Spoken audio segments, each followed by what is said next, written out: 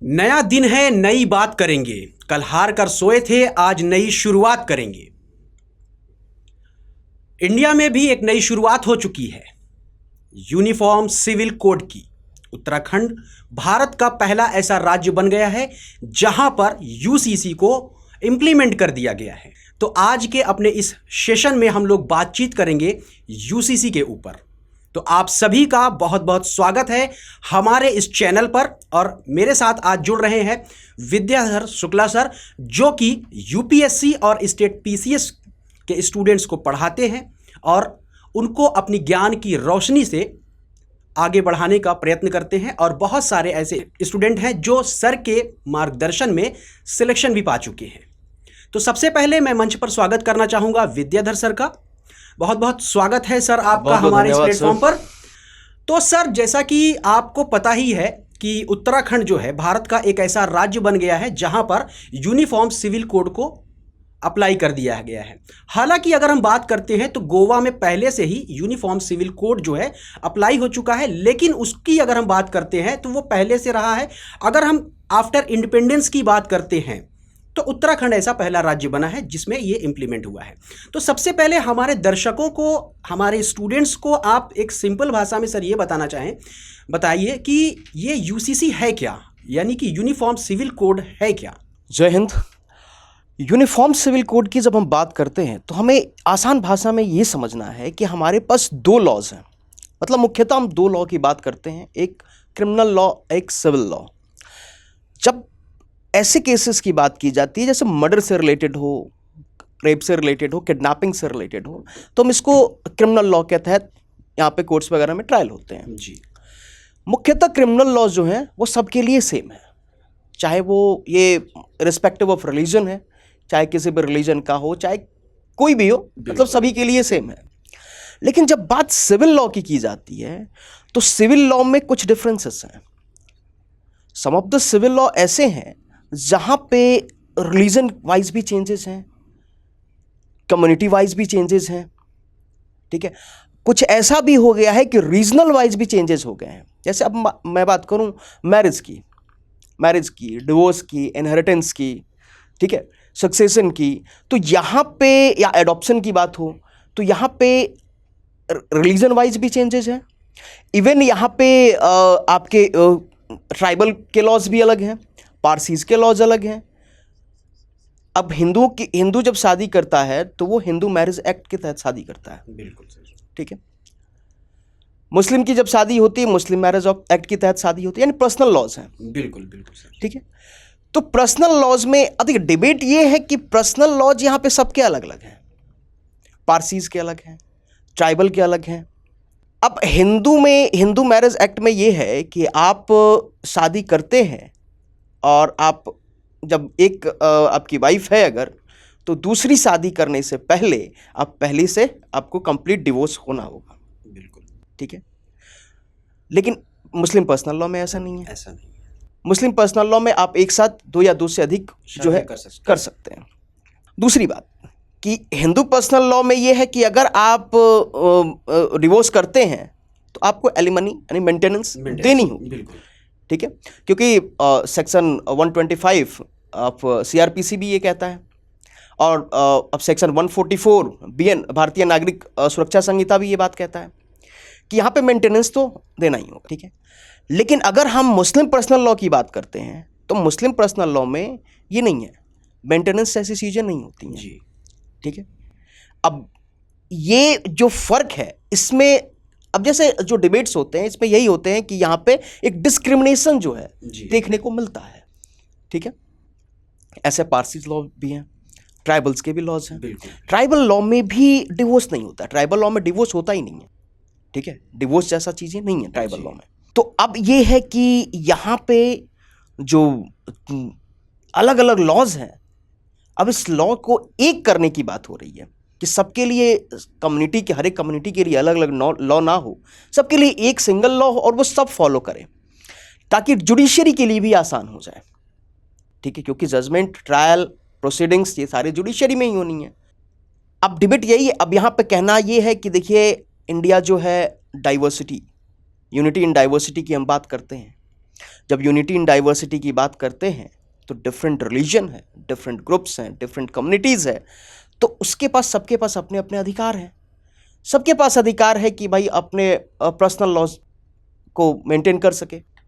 तो अब यही हमारे समाज में अभी डिबेट चल रहा है कि क्या हमें यूनिफॉर्म सिविल कोड, क्या ऐसा तो नहीं कि हमारी डाइवर्सिटी के लिए थ्रेट हो जाए, ठीक है।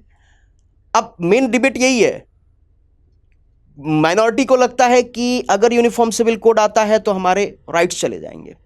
ट्राइबल को भी ये लगता है कि हमारे ट्रेडिशन, हमारे कल्चर, जो कि ट्राइबल ने ही अभी तक अपने कल्चर और ट्रेडिशन को मेंटेन करके रखा है, तो उनको भी लगता है कि हमारा वायलेट हो सकता है।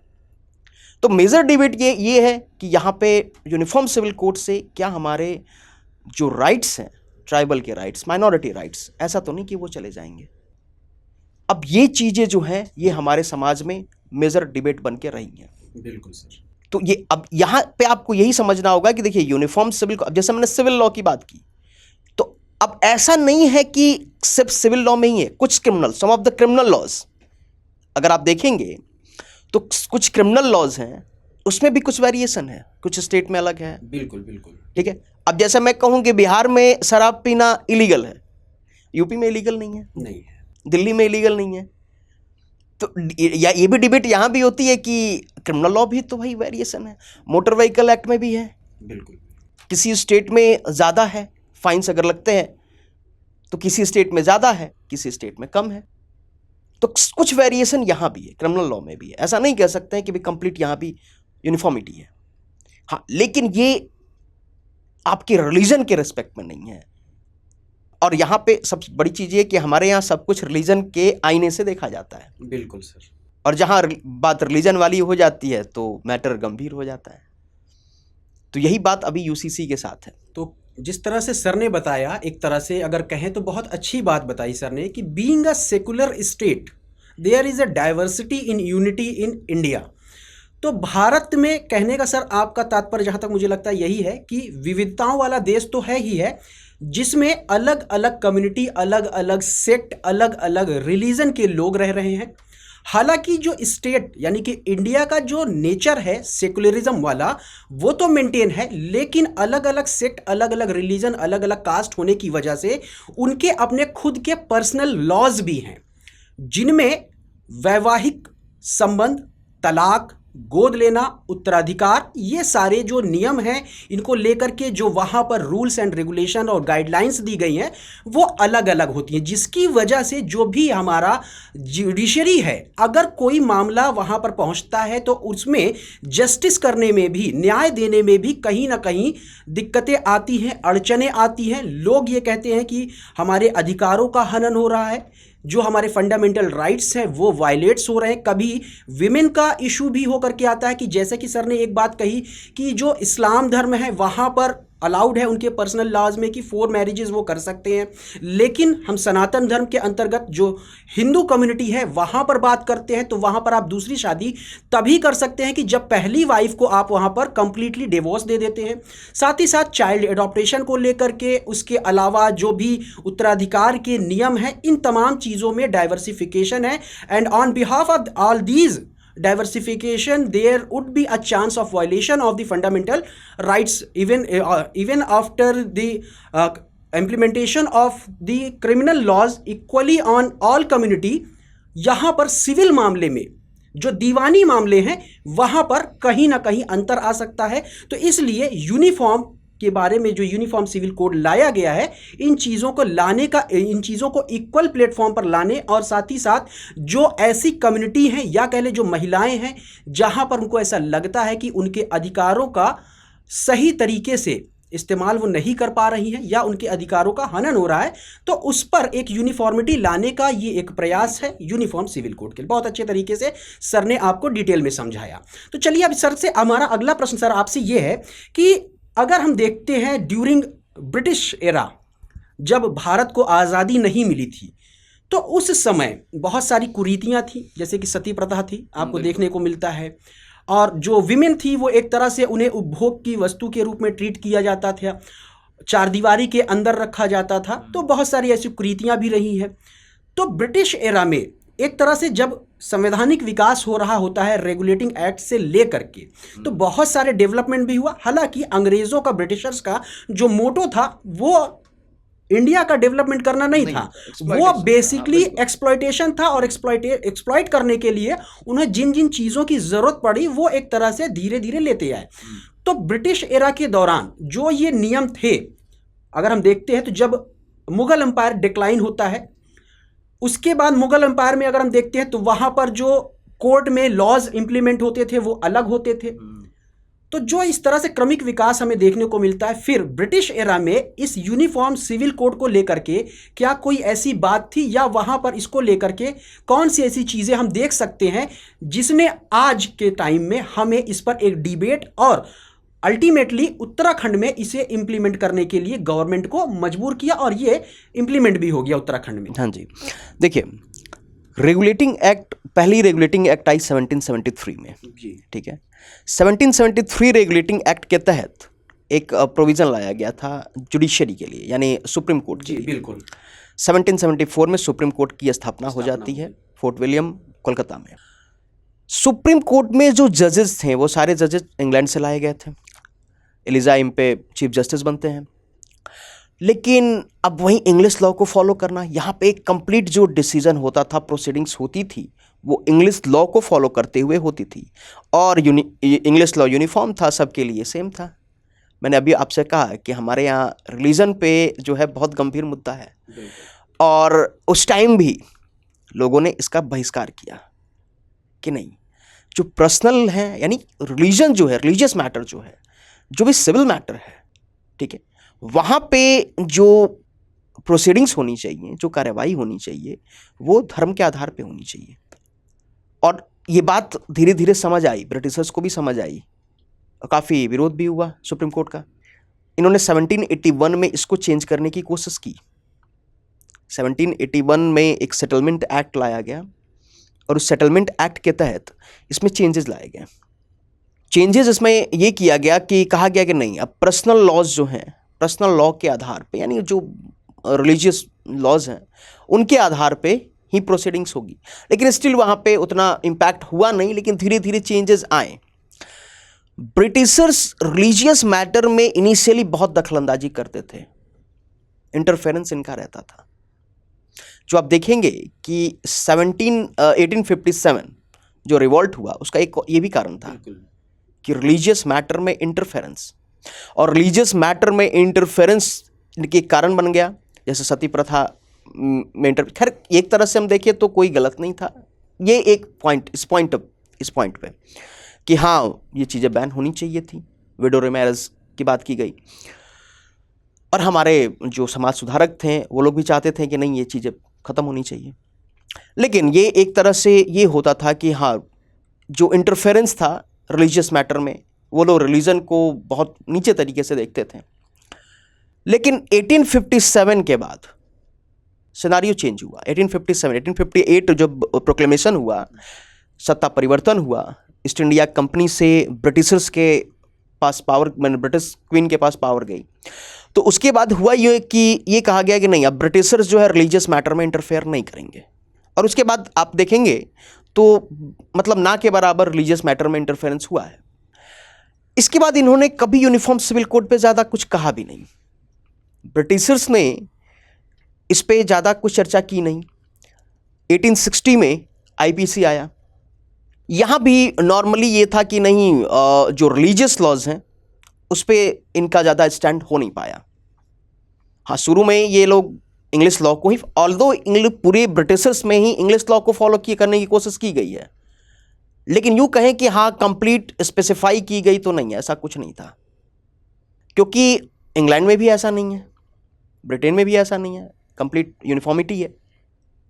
हाँ, लेकिन चेंजेस धीरे धीरे आए कॉन्स्टिट्यूएंट असेंबली में, और वहाँ से हमें, क्योंकि मेजर हमारा जो डेवलपमेंट देखा गया, मेजर जो हमारा जो यूनिफॉर्म सिविल कोड की बात स्टार्ट हुई, वो कॉन्स्टिट्यूएंट असेंबली से ही स्टार्ट हुई। तो सर, जैसे कि हम अगर जो अभी आपने बात कही, एंशिएंट टाइम में भी अगर हम देखते हैं तो जो वहाँ पर राजतंत्र हुआ करता था, तो उसमें राजा को भी एक तरह से धर्म का प्रतिनिधि के रूप में हम लोग देखते हैं, और वो धर्म की रक्षा के लिए होता था। इसीलिए कहा भी गया है कि धर्मो रक्षति रक्षता। बिल्कुल। तो जो यहाँ पर रिलीजियस इंटरफेरेंस शुरू हुआ ब्रिटिश एरा में, तो उसकी वजह से एक जनता में रोष था ही। लेकिन जब यहाँ पर क्राउन रूल आता है, क्योंकि वो उसका खामियाजा भुगत चुके थे, तो 1857 के रिवोल्ट के रूप में हम लोग वहाँ पर देख चुके हैं। तो वहाँ पर धीरे धीरे उन्होंने रिलीजियस मैटर में इंटरफेरेंस करना कम कर दिया। लेकिन जब अगर हम देखते हैं, जब हमारा गणतंत्र लागू हुआ और जो कॉन्स्टिट्यूशन है, संविधान है, उसे पूरी तरह से इम्प्लीमेंट कर दिया गया जब 26 जनवरी 1950 को। हमारे संविधान जो निर्माता थे, अगर हम देखते हैं तो जो 1935 का एक्ट था, गवर्नमेंट ऑफ इंडिया एक्ट, उसमें से लगभग 70% जो है एज इट इज ले लिया गया। फिर जो कॉन्स्टिट्यूएंट असेंबली में संविधान बनाने की जो डिबेट चल रही थी, वहाँ पर भी यूसीसी का मैटर आता है। तो ऐसा क्यों नहीं किया गया कि जो आज यूनिफॉर्म सिविल कोड की बात की जा रही है पूरे कंट्री में इम्प्लीमेंट करने की, हमारे संविधान निर्माता जो कि एक दूरदर्शी थे, जिन्होंने हमें एक इतना अच्छा कॉन्स्टिट्यूशन दिया एक डॉक्यूमेंट के फॉर्म में, जिसमें हर सेक्शन, हर कम्युनिटी, हर रिलीजन के राइट्स की बात की गई है। कोर्ट्स के लिए अलग बात की गई है कि कोर्ट्स जो है एक तरह से गार्जियन के रूप में वहाँ पर काम करेगी कि फंडामेंटल राइट्स के वायलेशन के मामले में। उसके अलावा स्टेट्स के लिए भी directive principle of state policy बनाई गई, जिसमें कि राज्य का कुछ कर्तव्य निर्धारित किया गया है कि वो सोसाइटी के या इंडिया के एवरी रिलीजन और एवरी सेक्ट के जो अपलिफ्टमेंट की बात होगी, उन तमाम चीज़ों को उसमें इंक्लूड किया गया। तो वहाँ पर यूसीसी को क्यों नहीं इम्प्लीमेंट किया गया? क्या उनकी इसके पीछे मंशा रही होगी? बिल्कुल। देखिए, जब कॉन्स्टिट्यूएंट असेंबली डिबेट हो रही थी, तो उस टाइम पे कॉन्स्टिट्यूएंट असेंबली जो थी 2 भागों में बटी थी। कुछ लोग यूसीसी को फेवर कर रहे थे, जिसमें के एम मुंशी साहब थे, राजकुमारी अमृता कौर थी, हंसा मेहता। ये लोग यूनिफॉर्म सिविल कोड को फेवर कर रहे थे कि यूनिफॉर्म सिविल कोड को लागू करने के लिए, इम्प्लीमेंट करने के लिए उसी टाइम पे। लेकिन on the other hand poker साहब थे, बेग साहब और नजीमुद्दीन साहब थे, ये लोग ओपोनेंट में थे, यानी ये लोग अगेंस्ट में थे यूनिफॉर्म सिविल कोड के। ये लोग नहीं चाहते थे कि यूनिफॉर्म सिविल कोड लागू हो। तो जब डिबेट हुई तो के एम मुंशी साहब ने ये बात कही थी, वहाँ पे भी ये बात कही कि देखिए, अगर यूनिफॉर्म सिविल कोड आती है तो एक नेशनल आइडेंटिटी बनेगी कि हम जो बटे हुए हैं रिलीजन में, हम डिफरेंट सेक्ट में बटे हुए हैं, एक नेशनल आइडेंटिटी होगी, नेशनल इंटीग्रेशन होगा। ये बात वहाँ पे कही गई थी। लेकिन अब नजीमुद्दीन साहब का ये कहना था कि अगर आप यूनिफॉर्म सिविल कोड को लागू करते हैं तो माइनॉरिटी को, बेसिकली मुस्लिम्स को ये लगेगा कि हमारी जो राइट्स है वो वायलेट हो रही है। यानी एक मेजर कम्युनिटी माइनर कम्युनिटी पे अपने कानूनों को थोप रहा है। और उस टाइम पे जो माहौल था वो भी ऐसा था, क्योंकि पार्टीशन वाली बात चल रही थी। बिल्कुल। तो अब ये बात हुई, लेकिन जो फेवर में थे उन लोगों का कहना यही था कि देखिए, यहाँ पे किसी पे कानून थोपने की बात नहीं हो रही है। ऐसा नहीं हो रहा है कि हिंदू पर्सनल लॉ को, हिंदूज के लॉ को हम मुस्लिम्स पे या किसी माइनॉरिटी पे इंप्लीमेंट करेंगे, नहीं। वहाँ पे ये है कि ना ही हिंदू लॉज होंगे ना ही मुस्लिम, यानी रिलीजियस कोई लॉज नहीं होंगे। यहाँ पे ये था कि कोई रिलीजियस लॉज ना हो, सिर्फ एक लॉ हो जिसको सभी फॉलो करें। ठीक है, कि मुंशी साहब का भी ये बात कहना था कि देखिए, जो लॉज हो बहुत क्लियर हो और किसी को डिस्क्रिमिनेट ना करें, सबके लिए सिंपल लॉ हो, एक लॉ हो, यूनिफॉर्मिटी रहे, ताकि जुडिशियल प्रोसीडिंग्स में भी आसानी रहे, नेशनल इंटीग्रेशन रहे, जेंडर जस्टिस रहे। लेकिन फिर बात वही हो गई कि उस टाइम का जो माहौल, नजीमुद्दीन साहब का ये बात कहना था, उनका कहना था कि अगर इस टाइम पे यूनिफॉर्म सिविल कोड लागू होती है तो मुश्किल हो सकता है। मुश्किल इन द सेंस कि माइनॉरिटी को समझाना कि वो ये बात समझ पाए कि क्या है यूनिफॉर्म सिविल कोड। आज भी हमारे देश में भी कई लोग समझ नहीं पाते हैं कि what is uniform civil code, क्या है, इसका मतलब क्या है। ठीक है, डिबेट होती है, देखते हैं सब। और उस टाइम, आज तो अब बहुत लोग समझ चुके हैं, बहुत हमारे पास मीडिया है, सब जानते हैं, अवेयरनेस ज़्यादा है। लेकिन उस टाइम लोगों को समझाना काफ़ी मुश्किल हो जाता। तो इनका कहना था, नजीमुद्दीन साहब का कहना था कि देखिए ये टाइम जो है, इस टाइम पे अगर हम लोग यूनिफॉर्म सिविल कोड लाते हैं, क्योंकि वायलेशन ज़्यादा है, वायलेंस ज़्यादा है, ठीक है, कई जगह राइट्स हो रहे हैं, तो इस केस में प्रॉब्लम हो जाएगी कि मे बी और भी वायलेंस बढ़ जाए, और भी वायलेंस ज़्यादा हो। पार्टीशन के मुद्दे, एक गर्म मुद्दा पार्टीशन था, रिलीजियस मैटर पे एक नया कंट्री, रिलीजन के बेसिस पे एक नई कंट्री डेवलप कर दी गई थी, इस्टेब्लिश कर दी गई थी, सॉरी। तो यहां पे ये देखना, तो यहां पे इनका भी कहना था कि देखिए कि अगर हम प्रेजेंट टाइम में लागू करते हैं तो फिर ये मुश्किल आ सकती है। अब इस पूरी डिबेट में जवाहरलाल नेहरू साहब और बी आर अम्बेडकर साहब, बाबा साहब, ये लोग सब इस डिबेट को ऑब्जर्व कर रहे थे। इनका ये बात कहना था कि देखिए अब फाइनल डिसीजन लेना था बी आर अम्बेडकर साहब को, जवाहरलाल नेहरू साहब को, क्योंकि पूरी जो असेंबली थी दो भागों में बटी हुई थी। इनका भी कहना ये था कि देखिए बात, इन्होंने सबको सुना और ये बात कहा कि देखिए बात सही है कि अगर इस टाइम पे हमारे देश का माहौल जो है वो ऐसा है कि अगर इसको लागू किया जाता है तो, क्योंकि जब तक अवेयरनेस नहीं होगी, अगर किसी चीज़ को लागू करना है तो हमें बताना पड़ेगा ना, हमें आपको बताना पड़ेगा कि हाँ ये पर्टिकुलर लागू कर रहे हैं, आपको अवेयर करना पड़ेगा, आपको जानकारी देनी होगी। और उस टाइम भी नहीं था ज़्यादा कि अवेयरनेस फैलाई जाए, या उतने साधन भी नहीं थे कि बहुत समय लगता है। उससे पहले हो सकता था कि वायलेंस ज़्यादा हो जाए, इसके नाम पे हो सकता था, पॉसिबिलिटी थी। तो इन्होंने कहा ठीक है, अभी प्रेजेंट टाइम में यूनिफॉर्म सिविल कोड को आर्टिकल 44 यानी डीपीएसपी में रखा जाए, और जब फ्यूचर में जब गवर्नमेंट को लगे कि हाँ ये राइट टाइम है तो उसको इम्प्लीमेंट की जा सकती है, ठीक है। तो इसीलिए आर्टिकल 44 में ये कहा गया है कि यूनिफॉर्म सिविल कोड को सिक्योर करेगी, इम्प्लीमेंट करेगी government for all the citizens.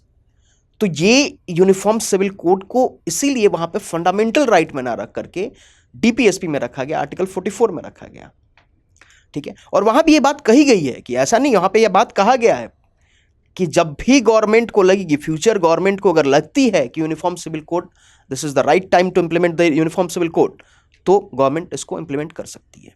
तो ऑन अ शॉर्ट नोट हम कुल मिलाकर के ये बात कह सकते हैं कि जो कॉन्स्टिट्यूएंट असेंबली में यूसीसी के ऊपर डिबेट था, वहां पर उस टाइम की जो कंडीशंस थी, खासकर हम देखते हैं कि देश का बंटवारा हो चुका होता है, वहां पर कुछ प्रिंसली स्टेट्स थे, कुछ देसी रियासतें थी जिनका इंटीग्रेशन करना था इंडिया के साथ।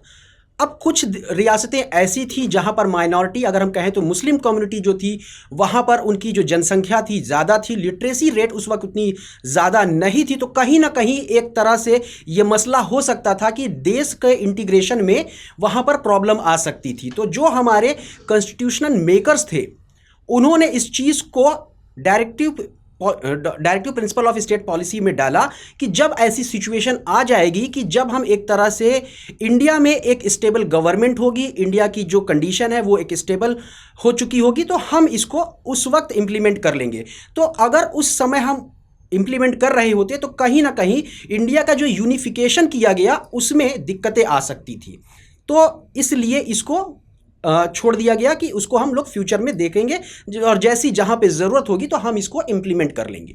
बहुत अच्छी जानकारी दी सर ने। तो सर मेरा आपसे अगला ये क्वेश्चन है कि इसको directive principle of state policy में ही क्यों रखा गया, इसे कॉन्स्टिट्यूशन के किसी दूसरे पोर्शन में क्यों नहीं रखा गया? देखिए, अगर इसको लागू कर दिया है, अगर अब जैसे ये सोचे कि अगर फंडामेंटल राइट में रखते हैं जी, तो ऑब्वियस सी बात है इसको लागू करना पड़ता है, इन्फोर्सेबल बाय द कोर्ट। बिल्कुल। डायरेक्टिव प्रिंसिपल में कोर्ट में इन्फोर्सेबल है नहीं, नॉन जस्टिशिएबल है डायरेक्टिव प्रिंसिपल।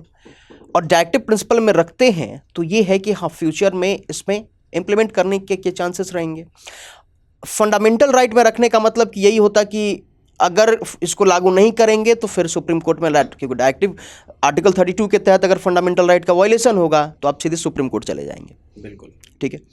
तो अगर यूनिफॉर्म सिविल कोड को रखा जाता फंडामेंटल राइट में तो अब सीधे सुप्रीम कोर्ट लोग चले जाते हैं, और टाइम तो था नहीं, उस टाइम भी लोग जा सकते थे, 1952, 53 उस पीरियड में लोग।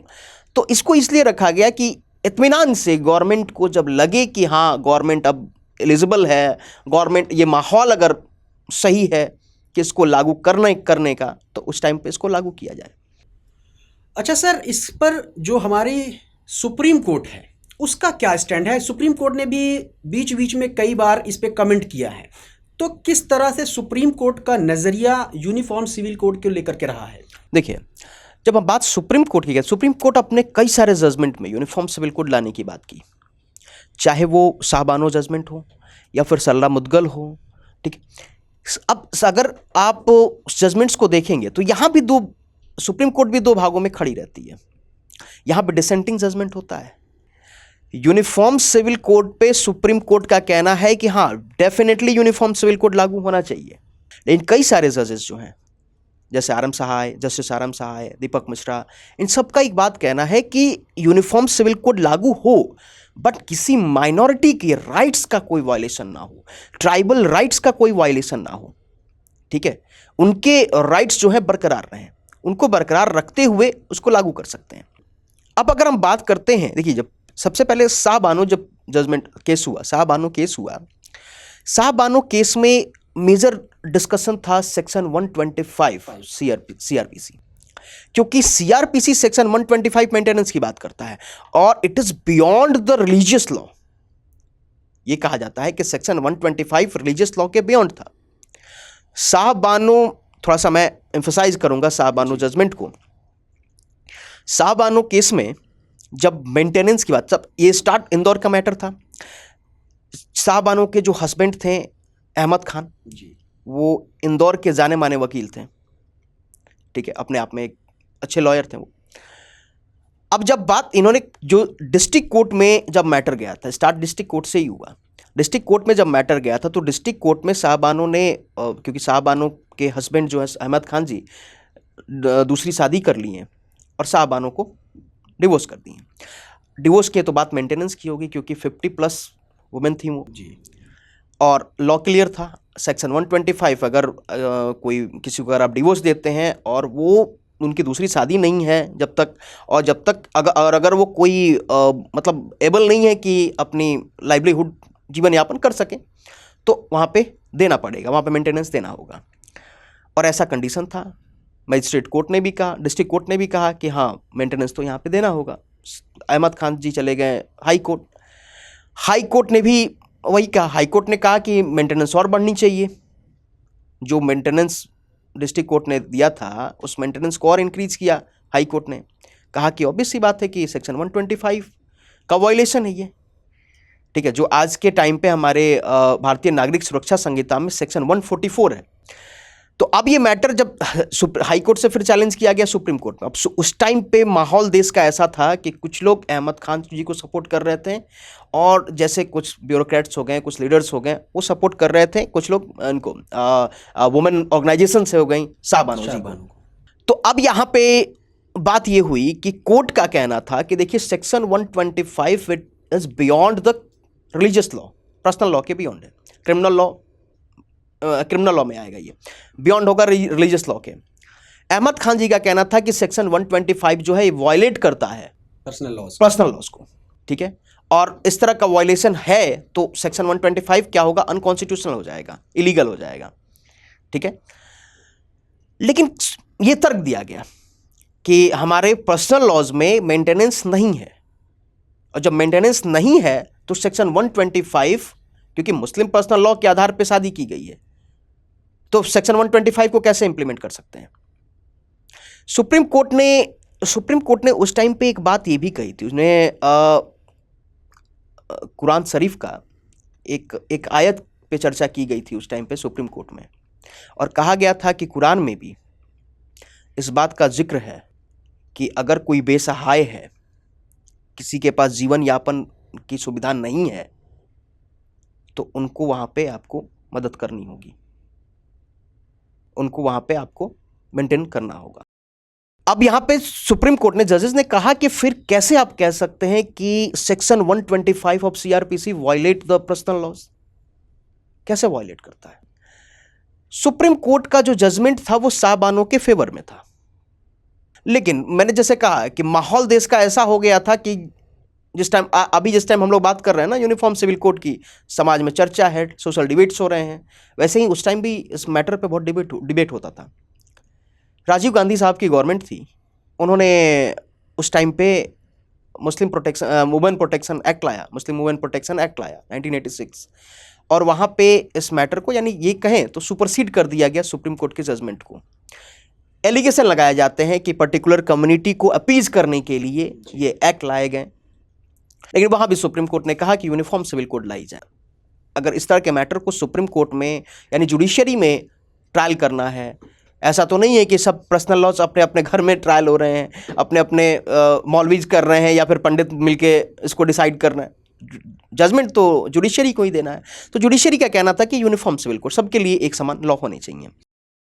इंकसा बानो केस के बाद जो सरला मुदगल केस भी आया, तो वहाँ भी ये बात रही कि जो आपकी पॉलीगेमी वाली बात हो गई कि अगर आप हिंदू हैं, आप ऑलरेडी शादीशुदा हैं, आपके पास ऑलरेडी एक वाइफ है और आप दूसरी शादी कर रहे हैं, और जब दूसरी शादी कर रहे हैं और दूसरी शादी को वैलिड करने के लिए अगर आप कन्वर्ट हो जा रहे हैं, कन्वर्जन हो जा रहे हैं, हिंदू से मुस्लिम बन जा रहे हैं, तो ये गलत है।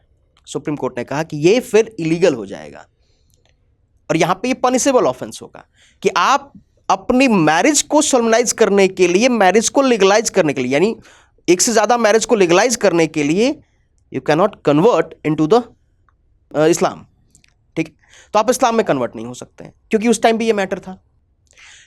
अब इसका रीज़न क्यों है, क्यों पर्टिकुलर कोई कन्वर्ट होना चाहता है, दूसरे फेथ को ज्वाइन करना चाहता है। ऑल्दो कहने का मतलब कि हमारे पास सेक्शन आर्टिकल 25 भी है जो फ्रीडम ऑफ रिलीजन देता है कि आप किसी भी रिलीजन को फॉलो कर सकते हैं, फ्रीडम है आपके पास, प्रोफेस कर सकते हैं, प्रैक्टिस कर सकते हैं। लेकिन यहाँ पे तो आप किसी और मकसद से कर रहे हैं।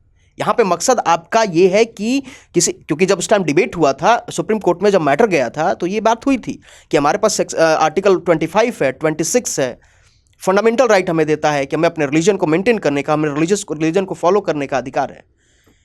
लेकिन अधिकार तब तक है जब तक किसी और के राइट्स का वायलेशन नहीं होता। आप सेक्शन आर्टिकल 25 अगर हम पढ़ते हैं तो वहां पे रीजनेबल रिस्ट्रिक्शन है।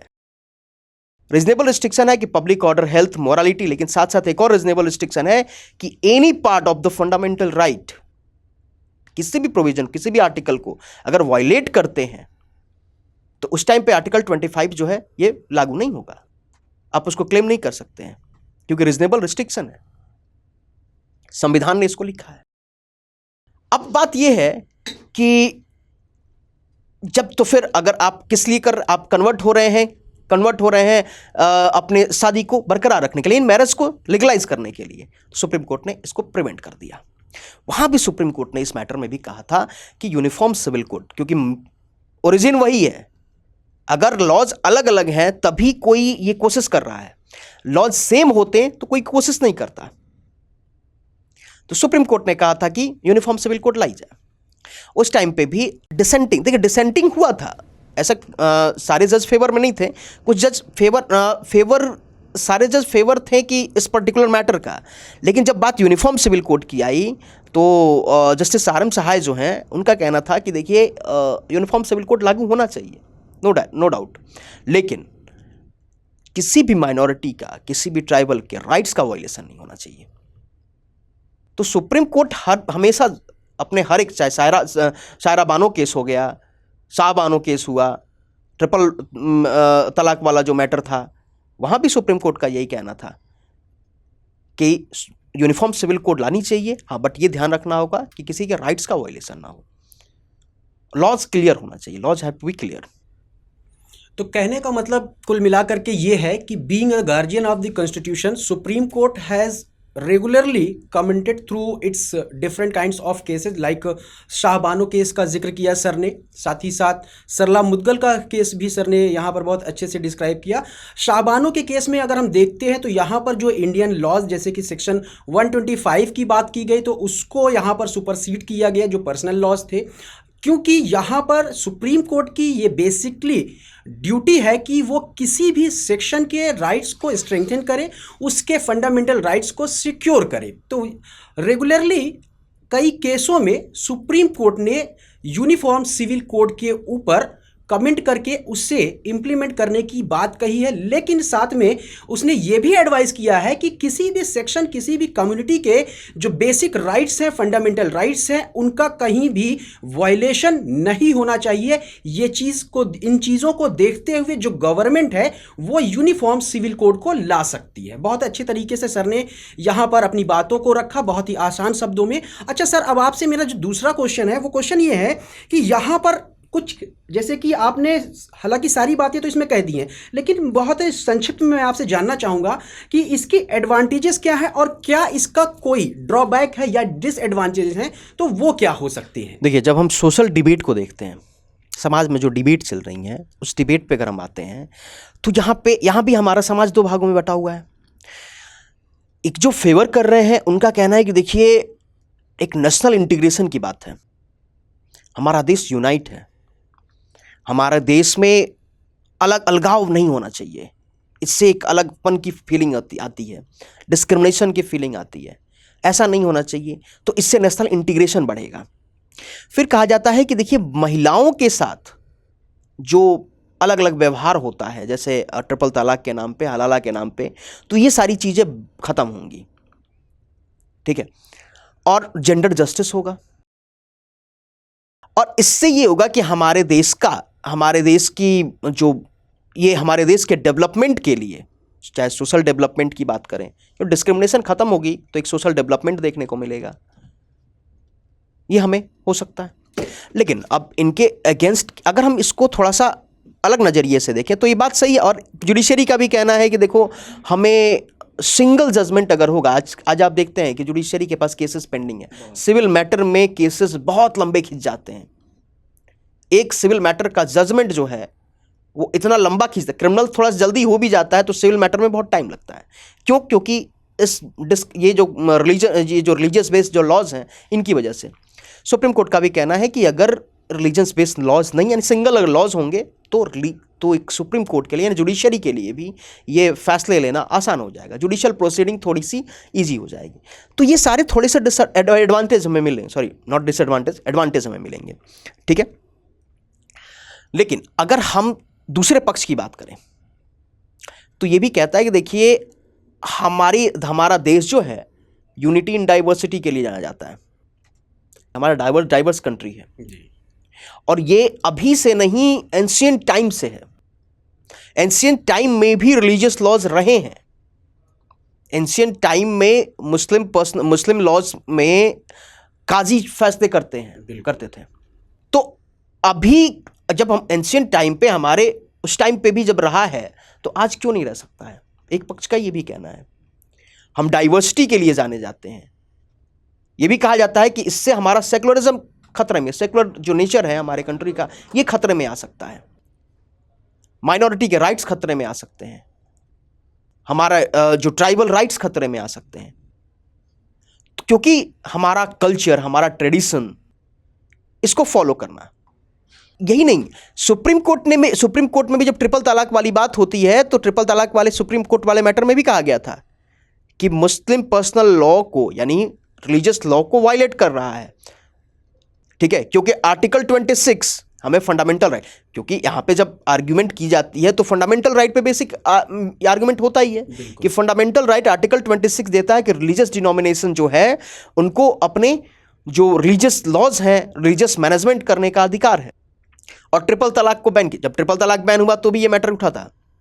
सुप्रीम कोर्ट ने कहा था कि रिलीजियस लॉ, जो रिलीजियस डिनोमिनेशन है, यानी इस्लाम में जब रिलीजियस डिनोमिनेशन की बात करते हैं तो इसेंशियल रिलीजियस प्रैक्टिस की बात करते हैं। जैसे कहा जाता है कि इस्लाम में नमाज पढ़ना ये इसेंशियल रिलीजियस प्रैक्टिस है, बिल्कुल।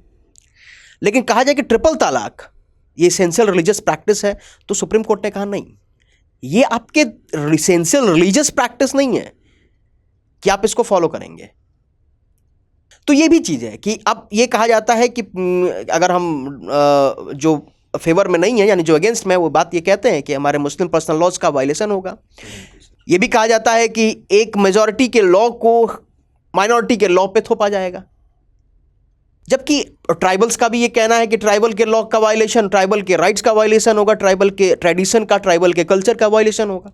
जबकि अभी जो उत्तराखंड में पास किया गया है यूनिफॉर्म सिविल कोड, उसमें ट्राइबल्स को अलग रखा गया है। उसका इम्पैक्ट जो वहाँ पे यूनिफॉर्म सिविल कोड का इम्पैक्ट ट्राइबल लॉज पे नहीं होगा, ट्राइबल के राइट्स पे कोई इम्पैक्ट नहीं होगा। तो ये चीज़ें रही हैं, ये डिबेट अभी भी हमारे समाज में चल रहा है। तो ये है कि हमारे इसमें एडवांटेज भी देखा जा रहा है कि इससे कुछ बेनिफिट भी मिलेंगे, और जो अगेंस्ट में है वो भी अपने आर्गुमेंट को रखते हैं। देखिए, ओपन सोसाइटी है, बिल्कुल सर, फेवर और डिफेंड तो होना ही है।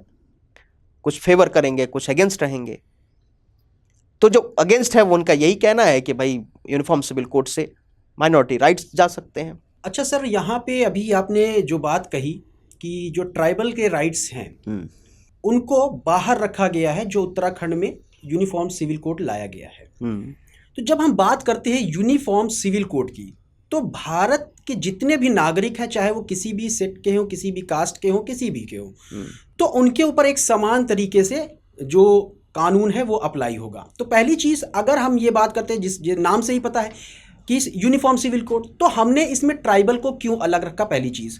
दूसरी चीज़, चाहे किसी भी रिलीजन की बात करें, पारसीज को ले लीजिए, क्रिश्चियनिटी को ले लीजिए, इस्लाम को ले लीजिए, सनातन धर्म को ले लीजिए, तो यहाँ पर जो रिलीजियस लॉज बनाए गए हैं या जो रिलीजियस मान्यताएं रही हैं, जिसको कि कोर्ट एक लॉ के रूप में भी देखता है, कि स्टैट्यूट के रूप में भी देखता है, तो जब ये नियम बनाए गए, ये कानून बनाए गए, तो उस समय की परिस्थितियों को देखते हुए बनाया गया था और लोगों की भलाई के लिए ही बनाया गया था।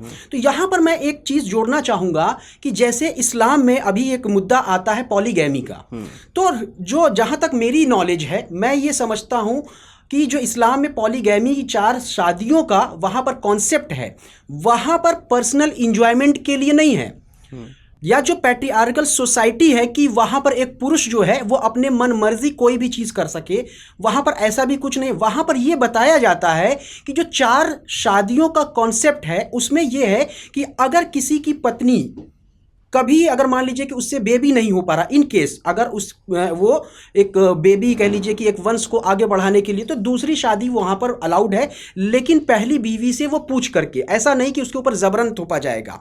दूसरी चीज़ वहाँ पर यह कहा गया कि अगर समाज में, जैसा कि हम पहले सनातन धर्म में भी देखते हैं कि जब कोई महिला विडो हो जाती थी, विधवा हो जाती थी, तो वहाँ पर पहली तो शादी करने के लिए मना ही था, ये सामाजिक रूप से उस पर बंदिश थी। लेकिन जब अगर ये बंदिश हटी भी, तो समाज का कोई भी पुरुष शायद ही उसे एक्सेप्ट करना चाहता था। तो वहाँ पर इस्लाम में यह कहा गया कि अगर कोई विडो है तो उसको एक सोशल प्रोटेक्शन के लिए उसकी फाइनेंशियल कंडीशन को देखते हुए कि यानी कि उसका भरण पोषण हो सके, तो कोई व्यक्ति अगर इस लायक है कि उसको प्रॉपरली मेंटेन कर सकता है, तो उसके साथ शादी कर सकता है, वहाँ पर अलाउ है। दूसरी चीज़ यहाँ पर कि कोई ऑर्फनेज है, कोई अनाथ बच्ची है, तो उसको सोशल प्रोटेक्शन देने के लिए वो वहाँ पर शादी कर सकता है। तो यहाँ पर ये जो नियम अगर हम देखते हैं, तो जो मुस्लिम कम्युनिटी है वो अपना ये तर्क देती है और इस आधार पर वो इसको जस्टिफाई भी करती है। तो जब ऐसे में यूनिफॉर्म सिविल कोड आ जाएगा, तो वहाँ पर एक शादी हो जाएगी कि सिर्फ एक शादी है, तो कहीं ना कहीं जो 4 शादियों के पीछे जो वो अपना तर्क देते हैं वो अवरुद्ध होगा। तो क्या ऐसा तो नहीं होगा कि जो अभी एक बात कही कि मेजॉरिटी लॉ को आप माइनॉरिटी लॉ के ऊपर थोप रहे हैं, और जो इंडिया के जो सेकुलर हमारा कैरेक्टर है वो कहीं ना कहीं हम कह सकते हैं कि एक तरह से उस पर बट्टा लगेगा। जो सेकुलर कैरेक्टर है वो कहीं ना कहीं डिटोरिएट होगा। तो इस पर इस तरह की चीज़ों को, और जो अन्य जैसे कि अभी ट्राइबल को बाहर ही रखा गया, तो कहीं ना कहीं उनके राइट्स को नहीं इस पे इंक्लूड किया जा रहा है। तो फिर यूनिफॉर्म सिविल कोड की जो हम बात कर रहे हैं, तो यूनिफॉर्म हम सारे लोगों पे करेंगे, तो ट्राइबल को क्यों बाहर रखा गया, या जो अलग अलग कम्युनिटी है जो अपने अपने मान्यताओं को, अपने कानूनों को अपने स्तर पर जस्टिफाई करते हैं, उसको कैसे हम टैकल करेंगे। बिल्कुल, आपने जो बात कहा बहुत अच्छी बात आपने कही है। अब मैं एक एक करके उस पर डिस्कस करता हूँ। जैसे आपने कहा कि इस्लाम में अगर कोई दूसरी शादी करता है तो पहली जो वाइफ होंगी उनसे कंसेंट लेकर। बिल्कुल। क्या शाहबानो केस में, जब शाहबानो केस हम लोग देखते हैं तो वहाँ पे अहमद खान ने कंसेंट की बात की थी। बिल्कुल सर, मैं यही कहना चाहता हूं कि वहां पर अगर उन्होंने वायलेट किया जो अकॉर्डिंगली पर्सनल लॉ में जो चीजें हाँ। हैं, जो उसके पीछे वहां पर दिया गया है कि प्रोवाइजो दिया गया है कि इस कंडीशन पर आप कर सकते हैं। हाँ। तो उसमें बिल्कुल क्लियरली जो मुस्लिम कह लीजिए जो धर्म के जानने वाले हैं वो यही कहते हैं कि आप पर्सनल इंजॉयमेंट पे नहीं करेंगे, बिल्कुल एक तरह से महिला को संरक्षण देने के लिए आप करेंगे। तो ये कैसे हो पता चल पाएगा कि पर्सनल एंजॉयमेंट के लिए है या महिला को संरक्षण देने के लिए है? अब ये देखिए, जैसे मैंने अभी आपको कहा कि कैसे पता चलेगा कि कोई वो कंसेंट है या नहीं है। जी, अगर साहबानों का कंसेंट नहीं था तभी वो जुडिशरी में गई, बिल्कुल बिल्कुल, होता तो नहीं जाती। बिल्कुल।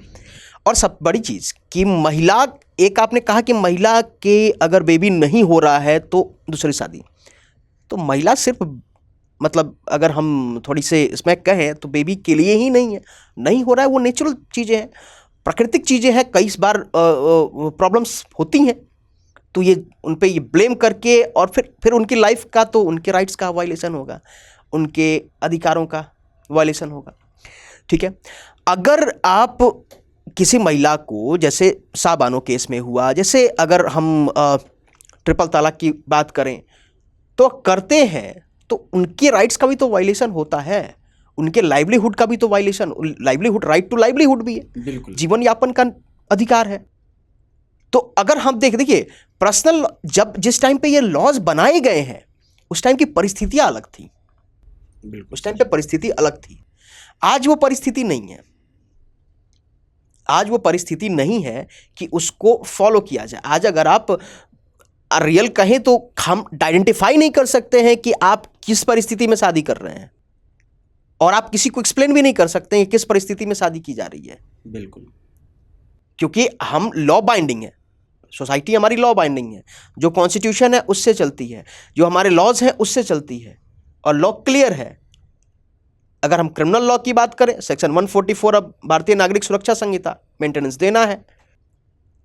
ठीक है, और फिर वहीं के महिलाओं के राइट, महिलाओं को कोई उपभोग की वस्तु नहीं है महिला, बिल्कुल, कि हम उसको 1 या 2 या 3, वो हम, उनके अपने अधिकार हैं, उनके भी राइट्स हैं, उनका सम्मान होना चाहिए। हम वुमेन एम्पावरमेंट की बात की जाती है तो उसमें ये नहीं है। देखिए, अगर हम किसी को एम्पावर करना चाहें तो जरूरी नहीं कि उसके शादी करके ही हम उसको एम्पावर करेंगे। किसी महिला को अगर सपोज जैसे आपने कहा कि कोई ऑर्फनेज है, उसमें कोई बच्ची है, तो जरूरी थोड़ी है कि हम उसको शादी करके ही हम उसको एम्पावर कर सकते हैं। हम उसको एजुकेशन दे करके एम्पावर कर सकते हैं। डिफरेंट तरीके हैं उसको एम्पावर करने के, एजुकेशन दें, उसको नौकरी दी जाए, वो खुद एम्पावर हो जाएगी। अब जहां रही बात सेकुलरिज्म की, सबसे बड़ी चीज की हमें इंडियन सेकुलरिज्म को समझना होगा। सेकुलरिज्म ओरिजिनेशन कॉन्सेप्ट है वेस्टर्न का, बिल्कुल, क्योंकि हमारा कंट्री तो एंशिएंट टाइम से ही सेकुलर रहा है, हमारे यहाँ तो ऐसी सिचुएशन रही ही नहीं है। और वेस्टर्न सेकुलरिज्म ये है कि इंडियन सेकुलरिज्म से डिफरेंट है। वो कहता है कि कंप्लीट सेपरेशन, रिलीजन और गवर्नमेंट दोनों में कंप्लीट सेपरेशन है, कोई एक दूसरे में इंटरफेयर नहीं करेगा। लेकिन इंडिया में ऐसा नहीं है। इंडियन सेकुलरिज्म कहता है कि state has no religion, state का कोई रिलीजन ही नहीं है, कोई धर्म नहीं है। आपके पास सर्वधर्म समभाव की बात की जाती है, सभी धर्म को एक बराबर देखा जाए, किसी भी धर्म को पालन करने का अधिकार है, आर्टिकल 25 आपको देता है। लेकिन अगर किसी आपके धर्म के पालन करने की वजह से या धर्म के किसी रिचुअल की वजह से किसी के राइट्स का वायलेशन होगा तो उस टाइम पे फिर रिलीजियस मैटर में स्टेट इंटरफेयर करेगा। बिल्कुल, ठीक है, चाहे सबरीमाला टेम्पल केस हो, राम मंदिर केस हो, चाहे ट्रिपल तलाक हो, जहां पे वुमेन, जहां पे किसी के भी राइट्स का वायलेशन होगा तो वहां पे स्टेट इंटरफेयर करेगा। ये हमारा जो हम पंथ निरपेक्ष कहते हैं, ये हमारे इंडियन सेकुलरिज्म कॉन्सेप्ट है। यहां पे कहते हैं ना कि यहां पे स्टेट एक वॉचफुल एम्बिवेलेंस की तरह काम करता है, कि वो देखता है, नजर रखता है, आपको कहेगा नहीं कि आप अपने इस धर्म को फॉलो मत कीजिए, आपको नहीं रोका जाएगा, आपको जिसको फॉलो करना है फॉलो कीजिए, लेकिन धर्म को फॉलो करते हुए, धर्म का प्रचार करते हुए, धर्म के रिचुअल का फॉलो करते हुए राइट्स का वायलेशन नहीं करना है। क्योंकि हमारे यहाँ कॉन्स्टिट्यूशनल सुप्रीमेसी है, हमारे यहाँ संविधान सुप्रीम है। इसीलिए कहते हैं ना कि संविधान से देश चलेगा। ठीक है, तो कॉन्स्टिट्यूशनल सुप्रीमेसी है। तो यहाँ पे धर्म को तो यहाँ पे अगर धर्म को पालन करते हुए राइट्स का वायलेशन करेंगे तो फिर स्टेट इंटरफेयर करेगा। तो फिर आप ये नहीं कह सकते हैं कि स्टेट क्यों इंटरफेयर कर रहा है, सेकुलर कंट्री है, क्योंकि कंडीशन है, राइट्स जो है कॉन्स्टिट्यूशनल सुप्रीमेसी है, कॉन्स्टिट्यूशन का वायलेशन नहीं होना चाहिए, क्योंकि बहुत संघर्ष के बाद हमें हमारा कॉन्स्टिट्यूशन मिला है और उस संविधान का सम्मान होना चाहिए। तो सर इसमें जो ट्राइबल कम्युनिटी को अभी उत्तराखंड में बाहर रखा गया है, क्यों रखा गया है? कि जब हम यूनिफॉर्म सिविल कोड की बात करते हैं तो अगर हम एक कम्युनिटी को बाहर कर दे रहे हैं तो फिर वो उसका मतलब क्या रहेगा? बिल्कुल, आपकी बात बिल्कुल सही है। अब एक चीज आप समझें, आपको पता है कि हम लोग शहरों में हैं, गांव में हैं, मॉडर्न सोसाइटी है, आगे बढ़ रही है, चाहे एजुकेशन के मामले में हो या किसी भी तरह के सोशल डेवलपमेंट हो रहे हैं। आज भी ट्राइबल कम्युनिटी ऐसी है जो बहुत पिछड़े तरीके से हैं जी। आज भी आप चले जाएं, जो ट्राइबल एरियाज हैं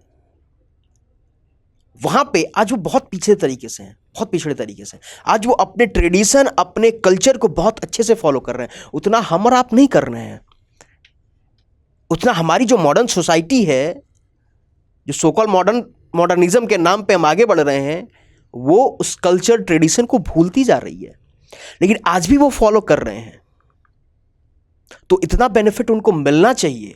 आज भी फॉरेस्ट उनका आज भी घर है। हम फॉरेस्ट काट करके हम डेवलपमेंट के नाम पे महल बना रहे हैं, प्रोजेक्ट्स कर रहे हैं, लेकिन आज भी वो फॉरेस्ट को बचा रहे हैं। फॉरेस्ट उनका घर है, फॉरेस्ट में रह रहे हैं। तो उनके पास, उनको संविधान भी राइट देता है कि वो अपने लैंग्वेज का, अपने कल्चर को प्रिजर्व कर सकें, उनका ट्रेडिशन प्रिजर्व हो सके। तो इसलिए आप ये कहें कि हाँ, इस वजह से भी उनको अलग रखने की ज़रूरत होती है। जैसे मैंने कहा, कई सारे जजेस भी इस बात को कहे हैं कि राइट्स का वायलेशन नहीं होना चाहिए, उनके ट्रेडिशन का वायलेशन नहीं होना चाहिए, उनका कल्चर ट्रेडिशन बना रहना चाहिए, क्योंकि मॉडर्न सोसाइटी में वही एक हैं जो अभी तक अपने कल्चर पे रहे हुए हैं, अपने कल्चर को, अपनी संस्कृति को फॉलो कर रहे हैं, आगे बढ़ा रहे हैं। तो सर इसमें अगर हम देखते हैं तो एक तरह से जो आपने ट्रेडिशन की बात की, परंपराएं, तो परंपराएं भी कहीं ना कहीं कानून के रूप में कार्य करती है, स्टैट्यूट के रूप में कार्य करती है, और ये चीज़ कोर्ट में भी एक्सेप्ट किया जाता है। बिल्कुल। तो अगर हम इस चीज़ को ही देखें तो जैसे कि एक तो उनका कह लीजिए कि एजुकेशनली लेवल पर, सोशली लेवल पर जो उनका पिछड़ापन है और उनकी जो परंपराएं हैं अपनी, जो वो उसको आज भी सजोए हुए हैं, तो उसको प्रोटेक्ट करने के लिए। लेकिन सर क्या इस चीज़ पर, इस आधार पर जो दूसरी कम्युनिटी है, दूसरे रिलीजन है, डिमांड नहीं कर सकते कि हमारी रिलीजन का बहुत बड़ा तबका जो है अभी कम पढ़ा लिखा है या रूरल एरियाज़ में रह रहा है, वो उतना अवेयर नहीं है, तो उनको भी प्रोटेक्शन मिलना चाहिए। और इसकी वजह से जो हमारी परंपराएं हैं, जो हमारे ट्रेडिशंस हैं, अगर हम यूसीसी को लेके आते हैं तो हमारी परंपराएं कहीं ना कहीं ख़त्म हो जाएंगी, क्योंकि फिर हम उसको फॉलो करना बंद कर देंगे, तो वो परंपराएं कहीं ना कहीं ख़त्म हो जाएंगी, जो कि एक कल्चरल हेरिटेज के रूप में देखा जाता है। और हमारी सबकी ये ड्यूटी भी है कि हमारी जो कल्चरल हेरिटेज हैं, जो हमारे ट्रेडिशंस हैं, जो हमारे फेस्टिवल्स हैं, उनके बारे में हम अपने यूथ को अवेयर करें। तो क्या इस यूसीसी से इस पर नकारात्मक प्रभाव नहीं पड़ेगा सर? देखिए सर, यूनिफॉर्म सिविल कोड से मैंने पहले भी कहा कि ऐसा नहीं है कि हम किसी मेजॉरिटी के लॉ को माइनॉरिटी पे थोपा जा रहा, नहीं, ऐसा बिल्कुल नहीं है। लॉ जो होगा सबके लिए सेम बनाया जाएगा। ऐसा नहीं कि हम हिंदू मैरिज एक्ट को ला करके यहाँ पे रख देते हैं, नहीं। हाँ, लगता है कि हाँ ये सेम है, क्योंकि अब कहा गया है कि हिंदू मैरिज एक्ट में कहा गया है कि नहीं, सिर्फ सिंगल मैरिज होना चाहिए, ठीक है। तो यानी दूसरी मैरिज करने से पहले आपको फर्स्ट वाइफ को डिवोर्स करना होगा, उसको मेंटेन करना होगा, मेंटेनेंस देना होगा। अब ये इसको एक लॉ बना दिया गया कि अब इसको अगर हम ये कहें कि अगर हम इसको इस पे लॉ बनाते हैं और वो सबको लागू कराते हैं, इसका मतलब ये नहीं कि हम उसको ही कॉपी करके उसको ही उठा के डाला जा रहा है, क्योंकि मिलेगा, क्योंकि वो लॉ एक तरीके से ये माना जा रहा है कि हम महिलाओं के अधिकार को सुरक्षित करने के लिए ज़रूरी है, ठीक है। तो इसका मतलब ये नहीं कि हम हर एक लॉ को वहां से उठा करके यहाँ पे पुट कर दिया जाएगा, नहीं। सभी के लिए लॉ सेम रखे जाएंगे उस, और लॉ में एक चीज़ बिल्कुल क्लियर है कि जब यूनिफॉर्म सिविल कोड लागू अगर पूरे देश में भी होती है तो किसी माइनॉरिटी के भी परंपरा पे कोई असर नहीं पड़ेगा, किसी माइनॉरिटी के परंपरा पे, किसी माइनॉरिटी के ट्रेडिशन पे कोई असर नहीं पड़ेगा। ट्राइबल की जब बात, ट्राइबल के ट्रेडिशंस कुछ अलग हैं, ठीक है। उनके लिए उनको सेपरेट रखना जरूरी है। लेकिन यहां पे जब उसको लागू की जाएगी, अब जैसे गुजरात भी बात कर रहा है, मध्य प्रदेश भी, हो सकता है कि आने वाले टाइम में पूरे देश में लागू हो, तो फिर लेकिन इसका मतलब ये नहीं होगा कि अगर किसी भी कम्युनिटी की राइट्स का वायलेशन हो, किसी भी कम्युनिटी को परंपरा उनके कोई निगेटिव इम्पैक्ट पड़े, नहीं, ऐसा बिल्कुल नहीं होगा। हाँ, उस लॉज पे इम्पैक्ट पड़ेगा जिससे किसी भी तरह के अधिकारों का वायलेशन होता है, जिससे समाज पे नकारात्मक प्रभाव पड़ता है, उस पे थोड़ा सा हो सकता है कि उस पे लगे कि हाँ ये वायलेट हो रहा है। लेकिन जो अच्छी परंपराएं हैं, जो ट्रेडिशंस हैं, उस पे किसी भी तरह का, आई एम श्योर कि सरकार कभी भी ऐसा कोई कदम नहीं उठाएगी कि जिससे किसी भी तरह के परंपरा पे, किसी भी तरह के ट्रेडिशन पे कोई इंपैक्ट पड़ेगा। क्योंकि ऑलरेडी हम मॉडर्निज्म के नाम पे हमारे परंपरा और अपने संस्कारों को भूलते जा रहे हैं। बिल्कुल सर। ठीक है, तो ऐसा तो आई थिंक नहीं होना चाहिए और ना ही होगा। अच्छा सर, जैसे कि यूके में तो यूसीसी इम्प्लीमेंट कर दिया गया, अभी आपने जिक्र किया कि गुजरात है, मध्य प्रदेश है, ऐसे बहुत से स्टेट्स हैं जो कि यूनिफॉर्म सिविल कोड को इम्प्लीमेंट करने के रास्ते पर हैं, लेकिन अभी ये पूरा का पूरा पाइपलाइन में है। तो जो यूके ने यूसीसी को इम्प्लीमेंट किया, उसको देखते हुए जो अदर स्टेट हैं उनके बारे में क्या कहा जा सकता है कि क्या आने वाले समय में ऐसी संभावनाएं बन सकती हैं कि अदर स्टेट में भी इसको इम्प्लीमेंट किया जाए और फाइनली इसे पूरे देश में इम्प्लीमेंट किया जाए? और दूसरी चीज़, मैं इस पूरे कंट्री में इसको इम्प्लीमेंट किया जाए, इस पर आपकी राय जानना चाहूँगा कि आप कैसे इसको देखते हैं। देखिए सर, ऑब्वियसली बात है कि करेंगे।